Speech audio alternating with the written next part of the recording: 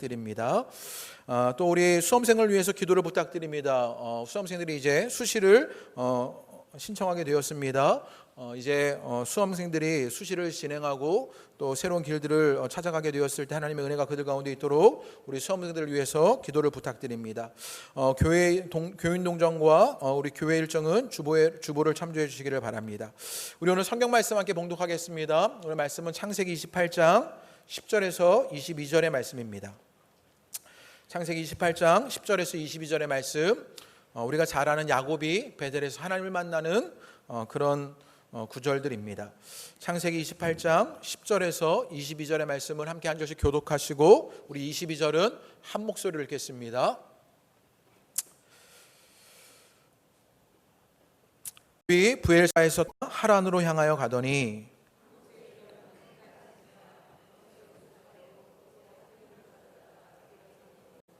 있는데 그 꼭대기가 하늘에 닿았고 또 본즉 하나님의 사자들이 그 위에서 오르락 내리락 하고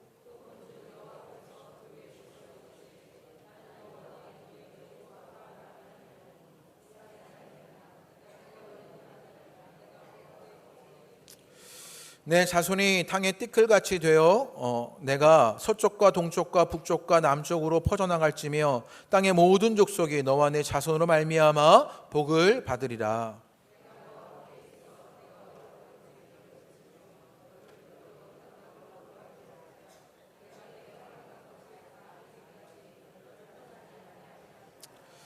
야곱이 잠이 깨어 이르되 여호와께서 과연 여기 계시거늘 내가 알지 못하였도다.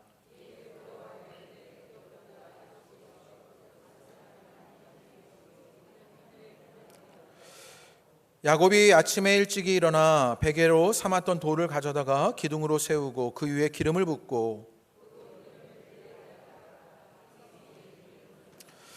야곱이 서원하여 이르되 하나님이 나와 함께 계셔서 내가 가는 이 길에서 나를 지키시고 먹을 떡과 입을 옷을 주시어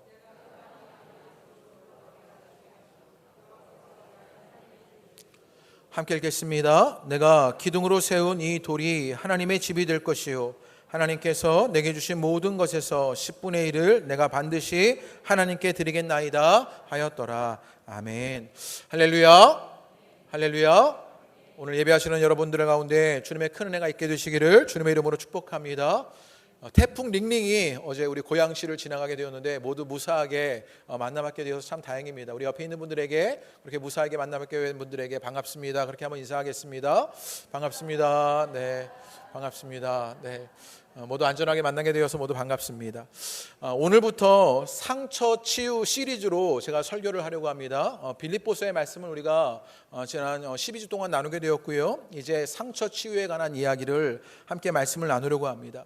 얼마나 언제까지 할지는 모르겠는데요. 계속해서 우리의 상처들이 치유되는 그런 은혜의 과정들을 통해서 하나님이 우리와 함께 하시는 일들이 경험되기를 바랍니다. 요즘 한국 사회를 떠들썩하게 하는 이름이 있습니다. 조국이라는 분의 이름입니다. 이분의 이름을 말하는 것조차 조심스럽습니다. 뭐 정치적인 색을 이야기하는 것이냐, 우리가 조국 편 아닌 편 나누어서 싸우자 뭐 이런 이야기를 하고 싶은 것이 아닙니다. 그냥 이분의 이야기가 우리의 신앙의 일들을 한번 돌아볼 수 있게 하기 때문입니다. 이 조국이라는 분이 있는데요. 제가 존경하는 몇몇 목사님들은요, 한국교회라고 말하지 않고 늘 조국교회라고 이렇게 얘기하더라고요. 그래서 요즘 같으면 참 조국교회라고 말하기가 난처하겠다 뭐 그런 생각이 듭니다. 제가 이분을 잘 몰랐는데 요즘 하도 언론에 많이 언급되어서 이분이 유명해져서 알게 되었는데 이분이 저와 같은 창녕조시더라고요.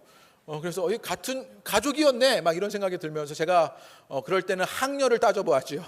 학렬을 따져보니까 이분 아버지가 제 증조 손자뻘 되더라고요.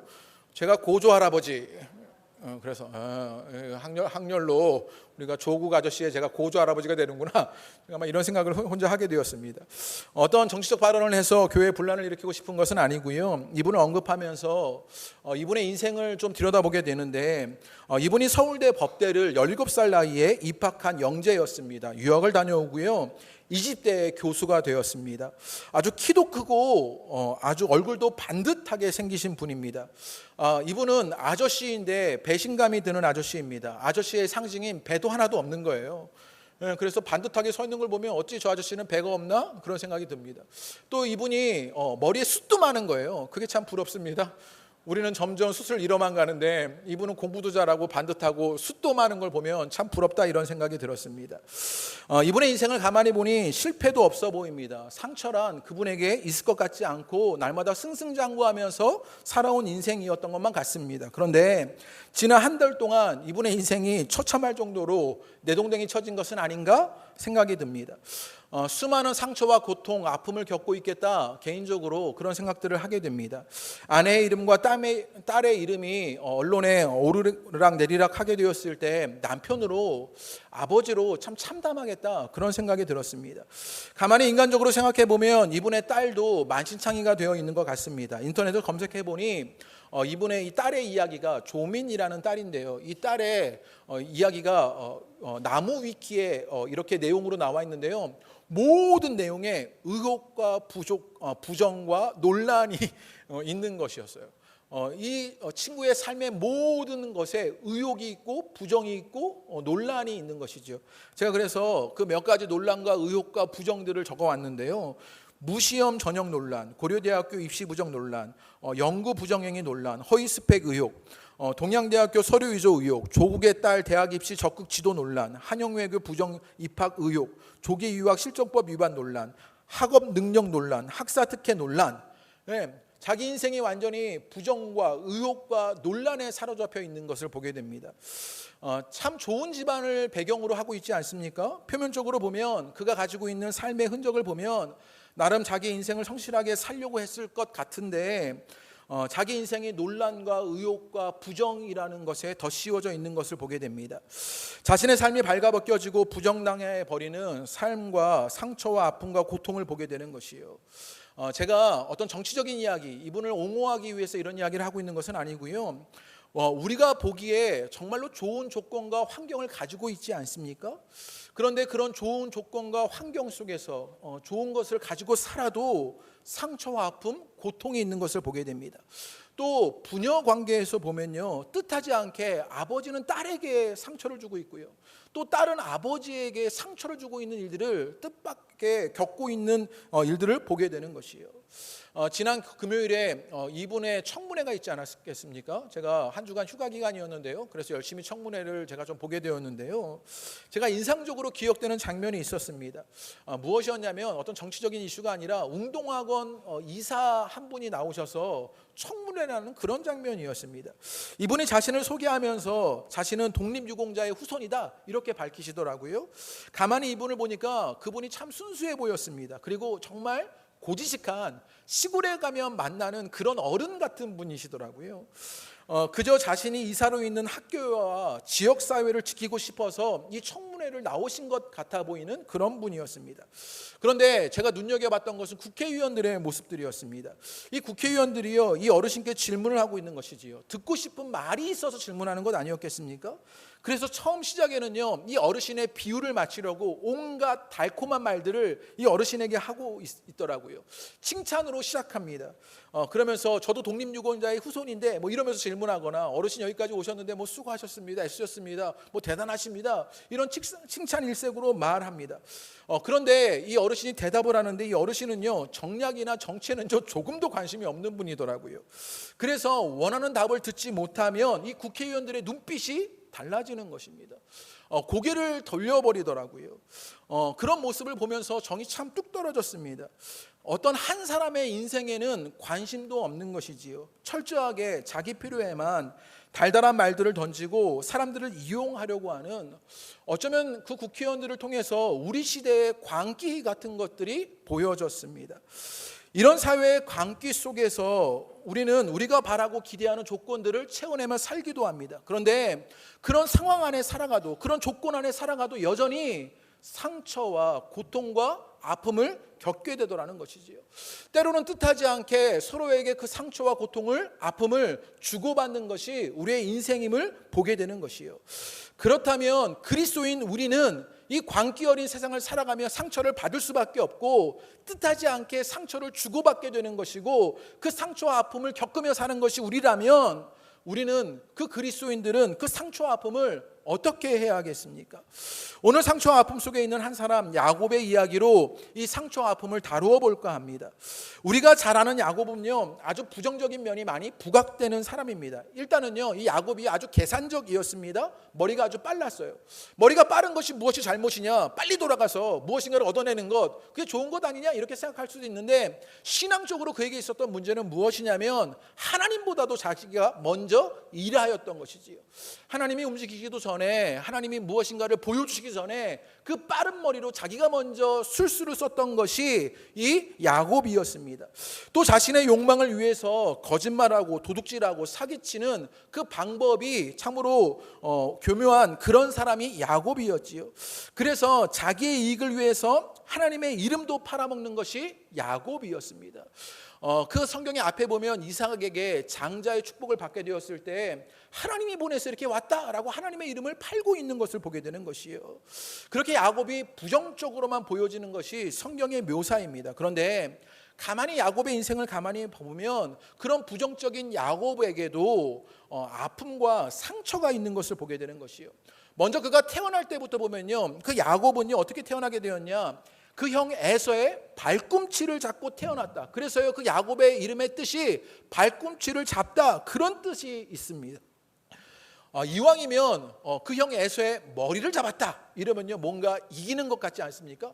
혹은요 그 형 에서의 손을 잡고 나왔다 그러면 형제가 사이가 좋을 것만 같은데, 발꿈치를 잡고 나왔다 이렇게 말하는 것을 보면 그 야곱의 삶이 그 에서에게 큰 열등감 아래에서 그 발꿈치를 뒤쫓으면서 살아야 했던 그 상처와 아픔을 가졌을 것만 같지 않습니까?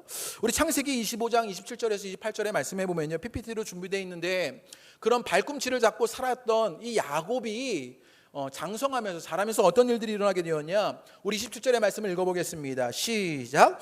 그 아이들이 장성함에 에서는 익숙한 사냥꾼이었으므로 들사람이 되고 야곱은 조용한 사람이었으므로 장막에 거주하니, 에서는요 익숙한 사냥꾼이어서 들사람이 되었다라고 말합니다.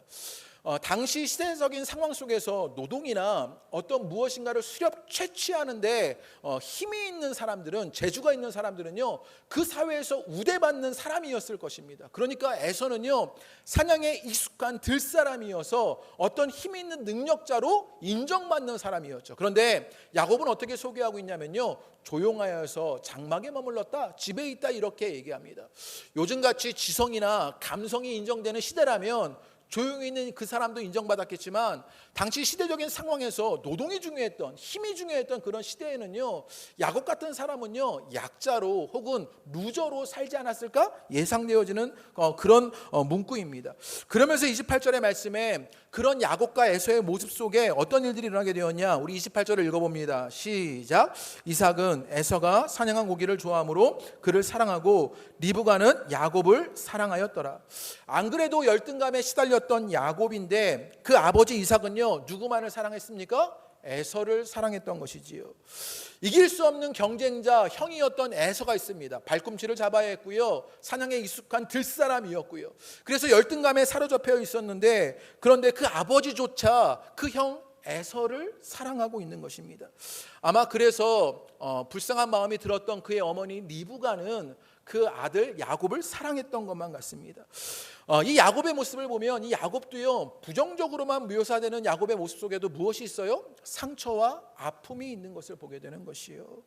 설교를 준비하다가 창세기 25장 19절에서 26절의 말씀에 나오는 야곱의 탄생기사의 이야기를 보게 되었습니다.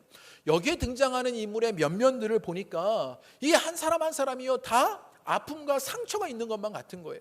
제가 그런 눈으로 봐서 그렇게 보였는지는 모르겠는데요, 오늘 말씀에 25장에 등장하는 그 아브라함의 모든 아브라함과 그리고 이삭 그리고 야곱 그리고 에서 그리고 리브가, 그 모두가 아픔 가운데 있는 것을 보게 되는 것이에요. 아브라함도 그렇지 않았겠습니까? 아브라함도 상처와 아픔이 있었던 것만 같습니다. 아브라함은요 고향 친척 아버지의 집을 떠나야만 했습니다.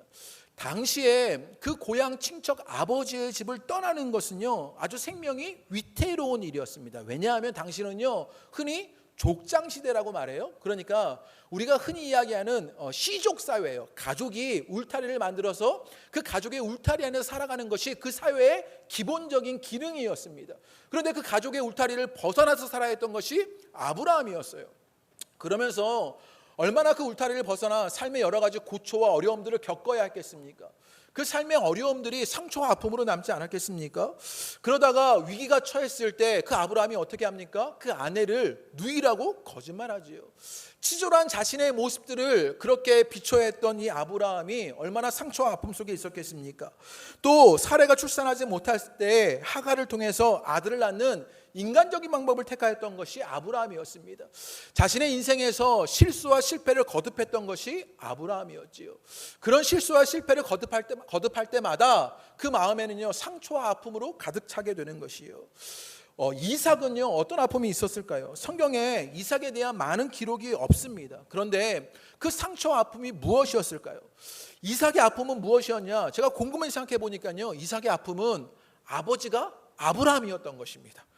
예, 이게 별것 아닌 것 같지만 아버지가 믿음의 조상 아브라함이에요. 예, 그런 좋은 믿음의 아버지 밑에서 자신이 있는 것, 그래서 이삭은요, 아브라함의 아들로만 소개되는 것이죠. 또는 야곱의 아버지로만 소개되는 것이지요. 이삭의 존재감이 점점 희미해져서 아버지의 아들로만, 아들의 아버지로만 그렇게 나타나는 것이 이삭의 삶이었습니다. 제가 어느 유명 목사님의 아들을 아는데요, 이 아들이 굉장히 힘들어 하더라고요. 왜 힘드냐면요, 아버지가 너무 유명한 거예요. 아버지의 기대치를 충족시켜야 하는데 그 아버지의 기대치를 충족시키기가 어려운 것이죠. 사람들은 늘 아버지와 이 아들을 비교하게 되는 것이에요. 그래서 이 아들 존재 자체로 보지 않고 아버지의 아들로만 이 존재를 보게 되는 것이에요. 제가 철없을 적에 한 8년 전에요, 저희 아들이 태어났을 때 제 아들이 불쌍해 보이는 거예요. 왜냐하면 우리 아버지가 위대한데 우리 아들이 고생하는 것은 아닌가? 제가 그런 이상한 생각들을 할 때가 있었습니다. 옛날 얘기, 철없을 때라고요. 요즘은 다 잊어버렸어요. 우리 아들이 참 자유하게 잘 자라겠구나, 이런 믿음을 갖고 있어요. 제가 어렸을 때 막 저희 아들을 보고 막 혼자 그런 생각을 했었어요. 위대한 아버지 밑에서 자라는 것, 그것이 쉬운 일만은 아닙니다. 이삭이요, 아브라함의 아들로만 있어야 했던 것이지요. 야곱의 아버지로만 살아야 했던 것이지요. 그런 아버지의 모습이 이삭에게 있었습니다. 그런데 그 집안은 어떻게 했습니까? 그 아들은요, 끊임없이 싸우는 거예요.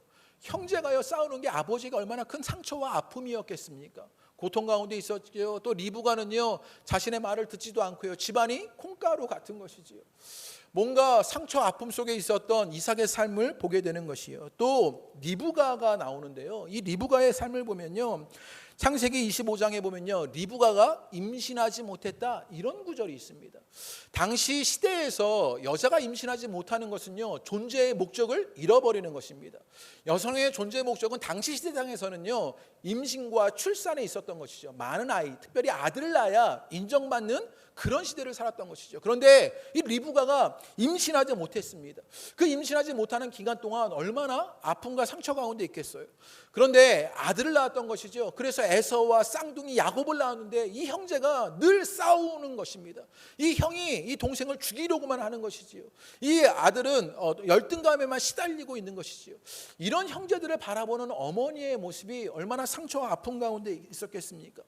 그래서요, 잘못된 결정들을 해야 했고, 사랑하는 아들 야곱을요, 그의 하란으로 보내게 되면서 외삼촌 라반에게 보내고 난 이후에 그 야곱을 보지 못하게 되는 그런 아픔을 겪게 됩니다. 사랑하는 아들을 보지 못하는 그 어머니의 마음이 얼마나 상처와 아픔 가운데 있었겠습니까? 에서는 어떻겠습니까? 에서는요, 어머니의 사랑을 받지 못한 것이지요. 어머니가 자신을 속이려고만 하는 것이요. 이것이 아들에게 얼마나 큰 상처였겠습니까? 어리석은 결정들로 장자의 명분을 팔면서 그 삶은요, 분노에 휩싸이게 됩니다. 복수를 하는 것으로 그의 삶이 목적하게 됩니다. 분노와 복수로 가득 찬 인생이 얼마나 큰 상처와 아픔 가운데 있었겠습니까? 형제를 죽이려고 했던 삶, 어머니의 사랑이 결핍된 그 삶, 에서에게도 상처와 아픔이지 않겠습니까? 야곱의 인생과 그 야곱의 주변의 인생들을 가만히 보면서 깨닫게 되는 것이 있습니다. 그것이 무엇이냐? 그 어떤 인생도 상처와 아픔 없는 인생이 없다라는 것입니다.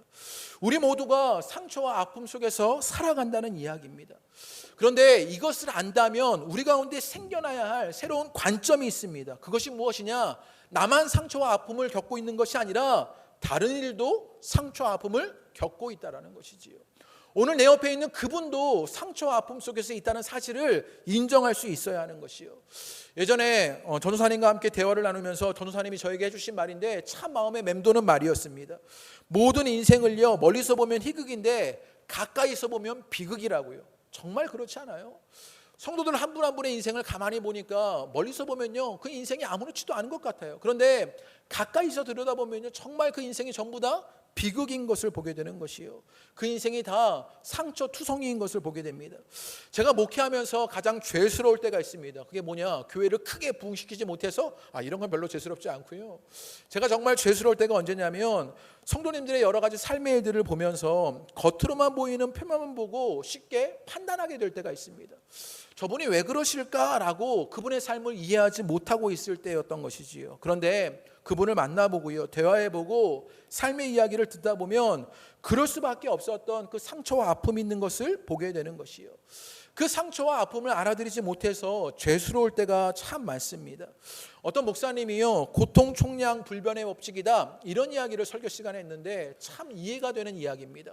고통 총량 불변의 법칙, 이게 무슨 말이냐면요, 이 땅에 있는 모든 사람들이 고통을 당하는데 그 총량은요 다르지 않다라는 것이에요.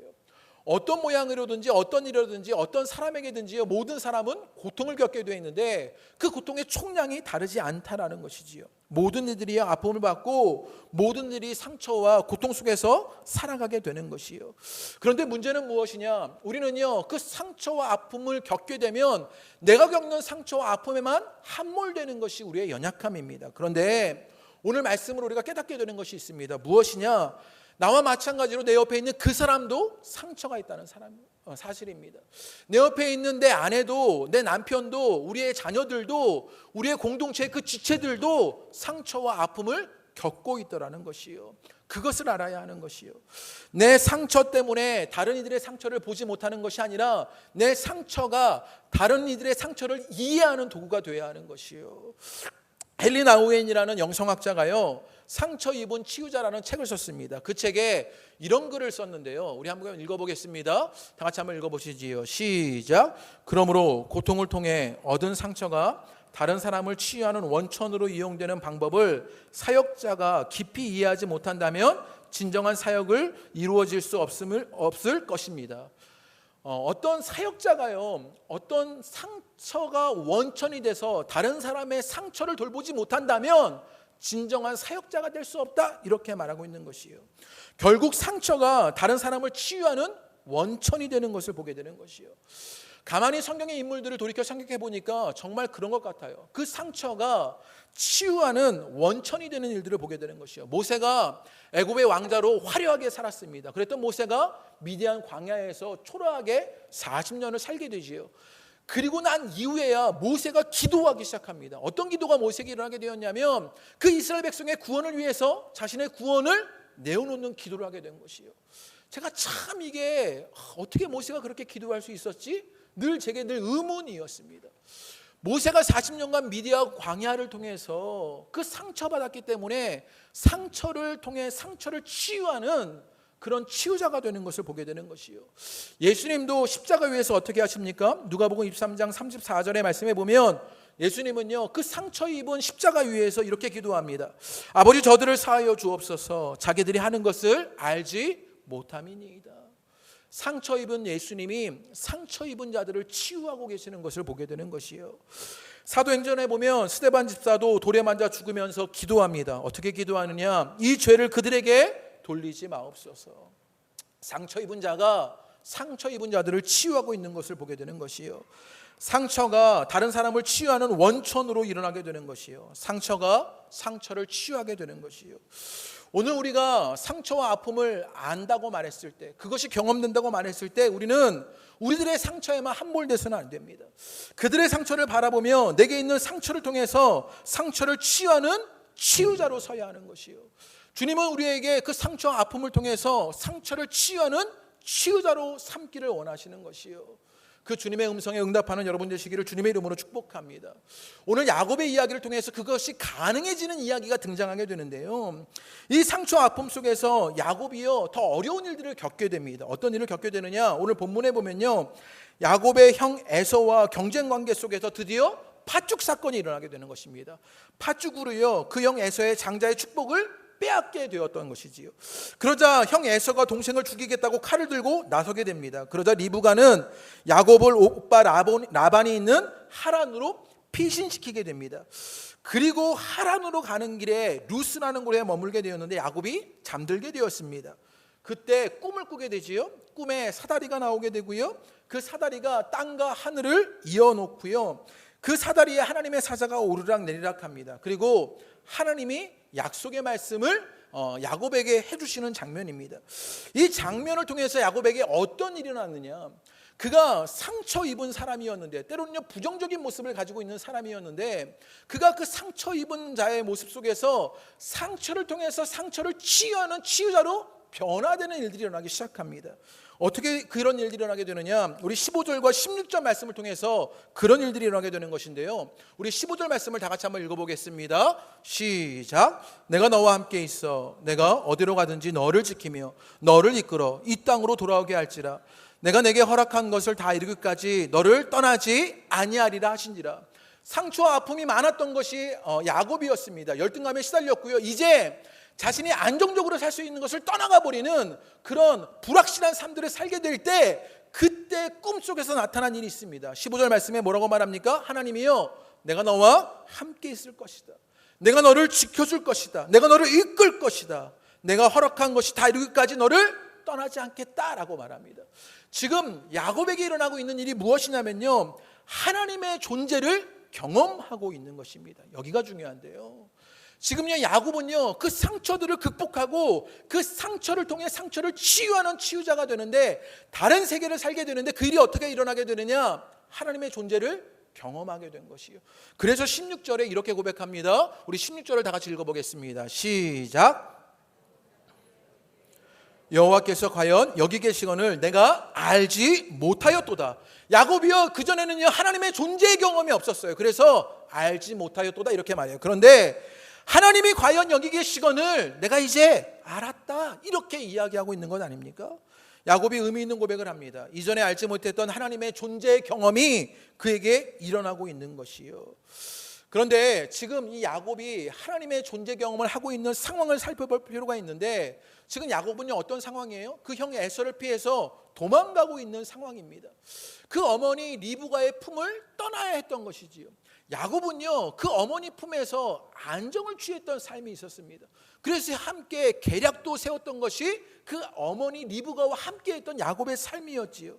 그 자신을 사랑했던 어머니 리브가의 품을 떠나야 했던 것이요. 어머니 치마 폭에서 지냈던 인물이 이제 어머니의 품을 떠나는 것이 얼마나 충격적인 것이었겠습니까? 또 이 야곱은요 지금 고향을 떠나고 있는 것입니다. 앞에서 말씀드린 것처럼요 고향을 떠나는 것, 가족을 떠나는 것요 당시 시대에는요 생명이 위협받는 그런 일이었습니다. 또 이왕이면 하란에 도착했을 것이라면 안정감이 있었을 것이지만 이것도 저것도 아니고 지금 중간쯤에 머물러 있는 것이지요. 따뜻한 잠자리가 아니라, 그런 안정감을 주는 자리가 아니라 돌베개를 베고 불안정한 자리에 잠을 청하고 있는 것이요.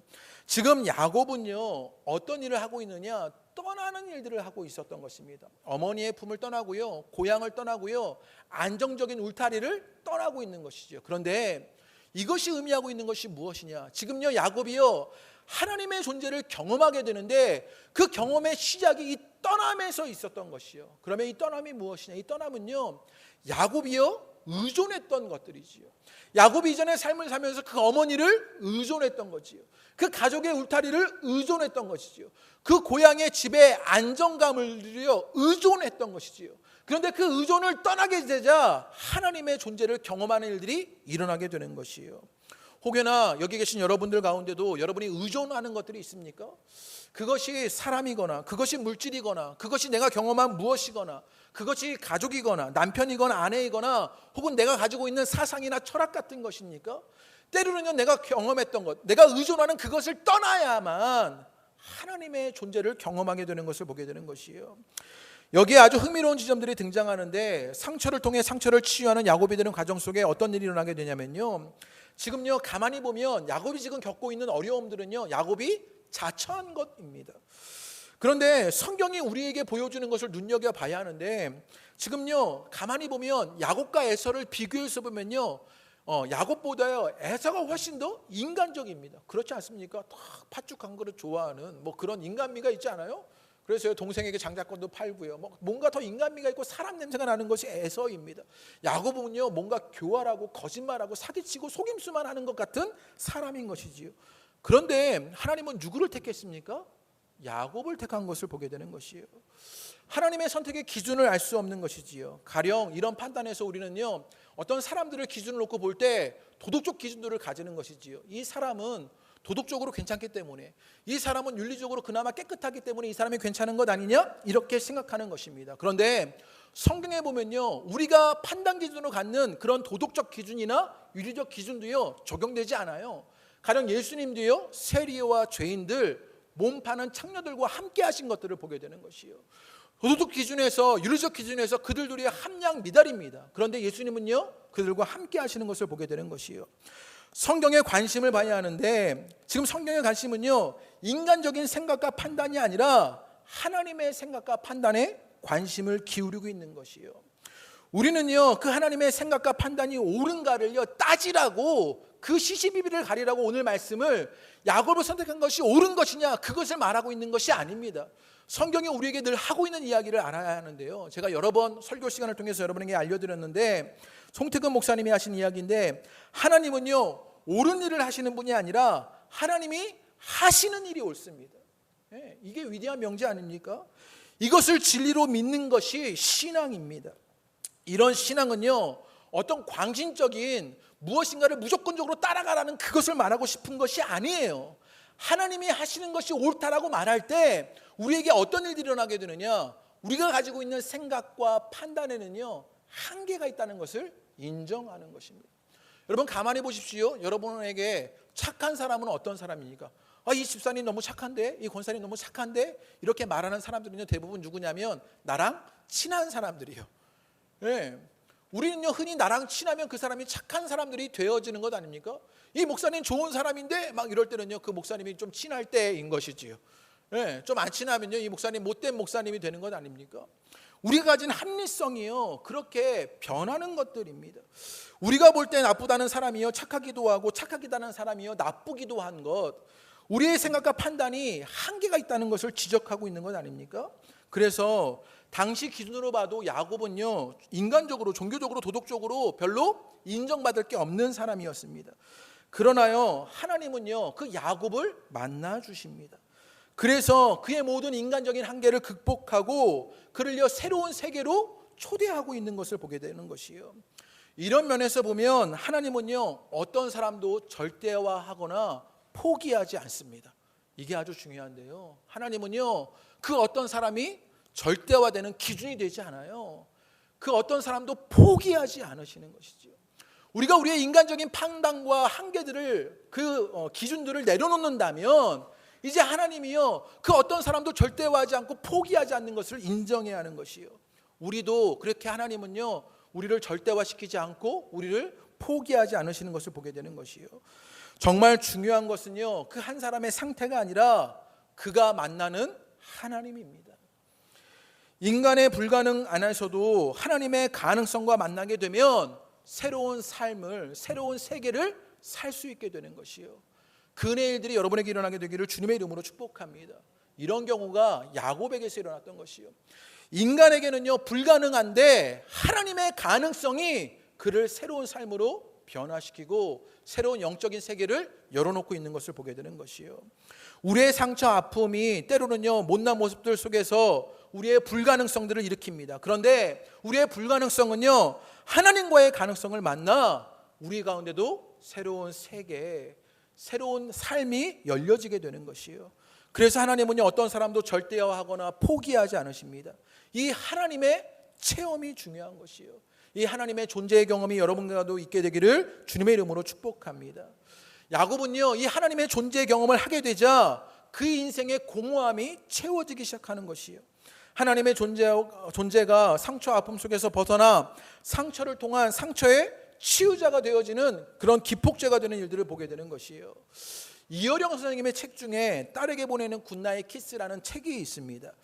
이분이 이 책을 쓰게 된 동기가 있었는데 자신의 딸이 있었어요. 이민아 목사님이라는 딸이 있었는데 이 딸이 암으로 세상을 먼저 떠나게 되었던 것입니다. 그러면서 그 딸을 그리워하면서 쓴 책이 이 딸에게 보내는 굿나잇 키스라는 책입니다. 이 책에 보면요, 한 구절이 있는데요, 이분이 인터넷을 하다가 아주 놀라운 구절을 발견했답니다. 그 구절이 뭐냐면요, 이런 구절입니다. A house is a home, not a home입니다. 집은 집이 아니다, 뭐 이런 얘기예요. 하우스, 물리적인 집은 그 가정의 집이 아니다, 이런 이야기를 하는 거예요. 그런데 어떤 블로그에서 이 이어령 선생님이요, 여기에 덧붙인 거를 본 거예요. 무엇이냐면 without the dog를 붙여놓은 거예요. A house is not a home without dog, 이렇게 말한 거예요. 개가 없으면 그 집은 진짜 집이 아니다, 이런 말이에요. 이게 아마 개를 키우시는 분들은요 공감이 되실 그런 이야기예요. 개라는 존재가 가정에 있게 된 거예요. 나를 기다려주는 그 개, 나를 바라봐주는 그 개, 내가 어떤 상처와 아픔이 있든지 나에게 꼬리를 흔들어주고 나를 반겨주는 그 강아지를 통해서 하우스가 집이 되더라는 거예요. 이 이어령 선생님의 이야기가 의미 있게 다가와야 하는데 무슨 말이냐면 존재를 통해서 집이 되더라는 거예요. 그런데 이분이 아주 놀라운 발견을 하게 된 것이에요. without dog인데 우리가 밑으로 가서 동물에게 그 동물의 존재로 집의 존재를 찾으려고 하는데 우리가 거꾸로 위로 가면 누구에게서 집의 존재를 찾을 수 있게 되느냐? 하나님을 통해서 찾게 된다는 거예요. 그래서 도그를 거꾸로 하면 뭐가 되는 거예요? 갓이 되더라는 거예요. 이어령 선생님이 기가 막힌 말장난을, 개의 존재로 가정이 되는 일들이, 집이 되는 일들을 경험하게 되었는데 우리는 이것을요 거꾸로 위로 향하게 되면 하나님을 통해서 집을 경험하게 되더라는 거예요. 하나님의 존재가 내 삶을 안정시키는, 내 삶을 변화시키는 가정의 집을 만들어내더라는 거예요. 참 놀라운 이야기 아닙니까? 아마도 이어령 선생님이 딸의 존재를 잃어버리고 난 이후에 그 존재의 허전함이 그 집을 잃어버리게 만든 것 같아요. 그래서 이어령 선생님이 이런 시를 쓰게 됩니다. 이제 내가 그 이민아 딸이 만났던, 그 이민아 목사님이 만났던 그 아버지를 통해서 나도 영혼의 집을 얻고 싶습니다, 이런 고백을 해요. 그래서 시를 썼는데요, 제가 한번 읽어드릴게요. 내가 살 집을 짓게 하소서. 다만 숟가락 2개만 놓을 수 있는 식탁만한 집이면 족합니다. 밤중에는 별이 보이고 낮에는 구름이 보이는 구멍만한 창문이 있으면 족합니다. 비가 오면 작은 우산만한 지붕을, 바람이 불면 외투자락만한 벽을, 저녁에 돌아와 신발을 벗어놓을 때 작은 잿돌 하나만 있으면 족합니다. 내가 살 집을 짓게 하소서. 다만 당신을 맞이할 때 부끄럽지 않을 정갈한 집 한 채를 짓게 하소서. 그리고 또 오래오래 당신이 머물 수 있도록 작지만 흔들리지 않는 집을 짓게 하소서.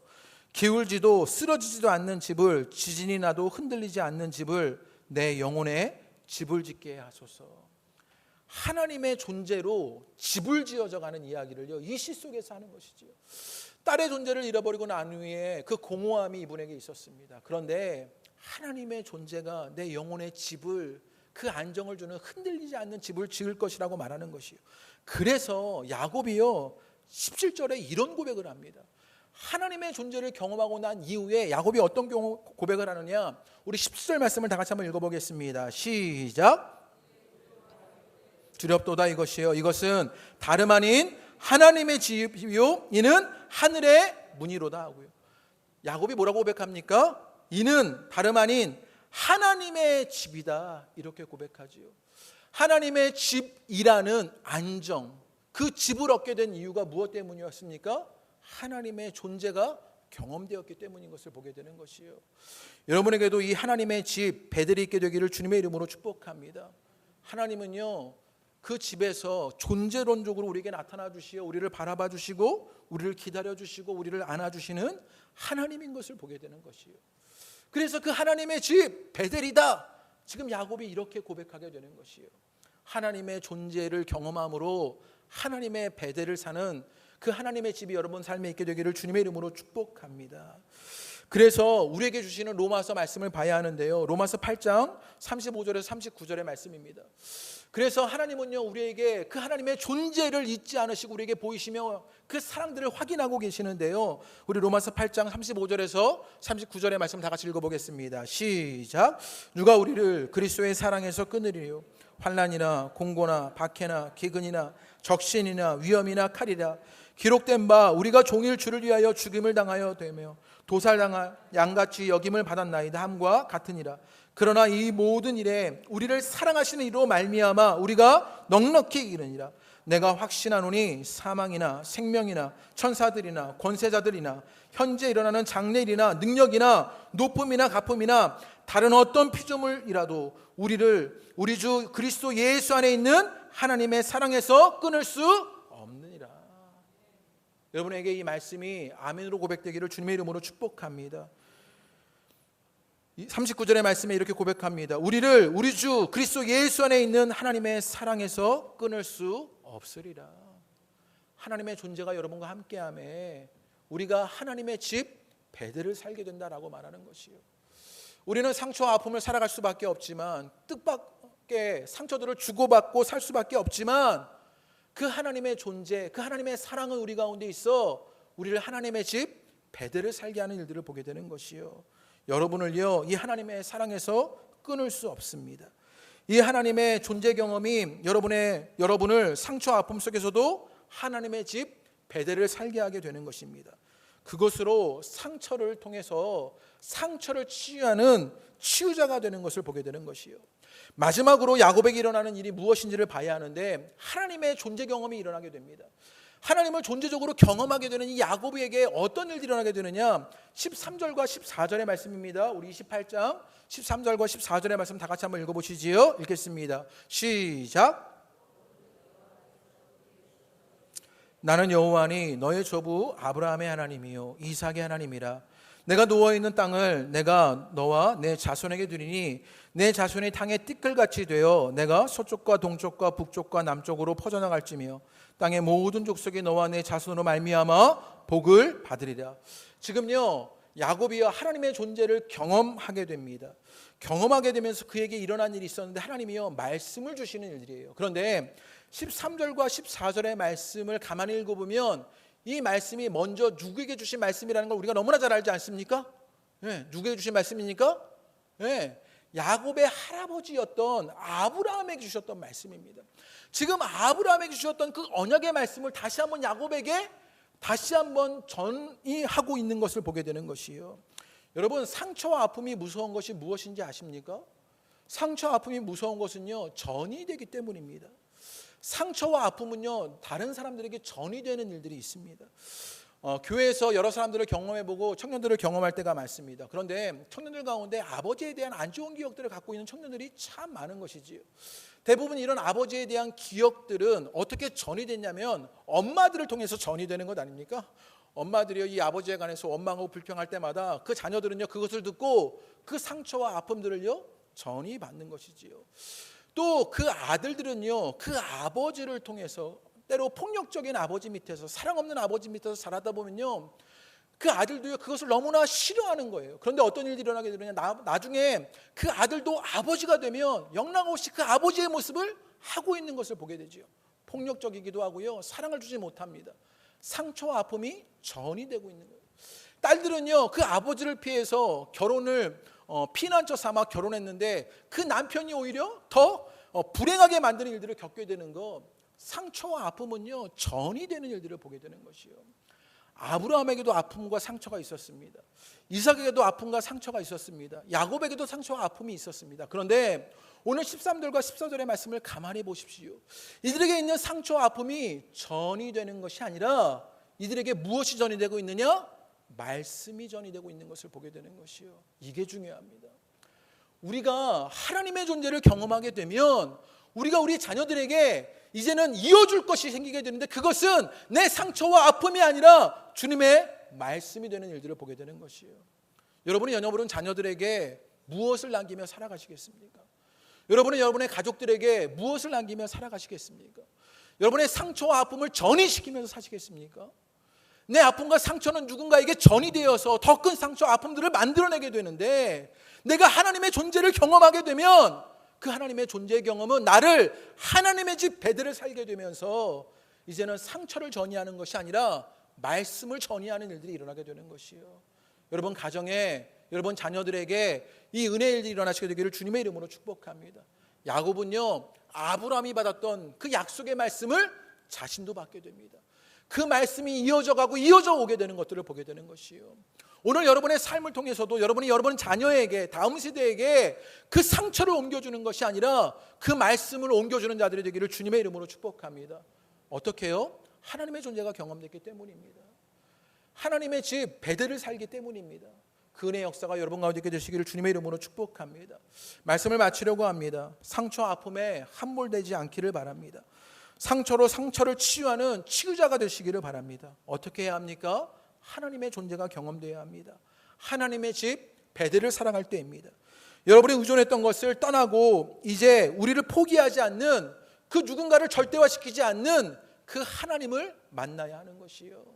오늘 예배를 통해서 그 주님을 만나는 은혜가 여러분 가운데 있게 되기를 주님의 이름으로 축복합니다. 그럴 때 상처와 아픔을 전이하는 것이 아니라 말씀을 전이하게 되는 그 은혜의 새로운 영적인 세계에 살게 되는 것이요. 그 은혜의 일들이 오늘 말씀 앞에 선 저와 여러분 가운데 있게 되시기를 주님의 이름으로 축복합니다. 우리 함께 찬양하겠습니다. 우리 하나님의 사랑을 사모하는 자 주만 바라볼지라. 우리 함께 찬양합니다. 하나님의 사랑을